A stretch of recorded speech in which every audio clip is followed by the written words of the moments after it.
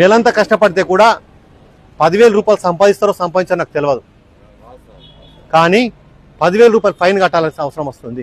ఎందుకు అంటే ఈ 10,000 అనేది గుర్తుండన్నా తాగడం బంద్ చేస్తారన్న, తాగి బండి నడపడం బంద్ చేస్తారన్న ఆశతోని మేము ఇదంతా చేయడం అనేది జరుగుతుంది. అర్థమవుతుందా? ఇక నుంచి తాగి బండి నడుపుతారా?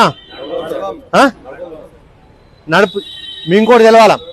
తాగి బండి నడిపితే ఫస్ట్ సారి దొరికితే ఓకే, సెకండ్ సారి దొరికితే 15,000 రూపాయలు. ఇప్పుడు 10,000 కదా, 15,000 మేజిస్ట్రేట్ గారు వేస్తారు. దాంతోపాటు 2 సంవత్సరాలు జైలుకు పోవాల్సి ఉంటుంది.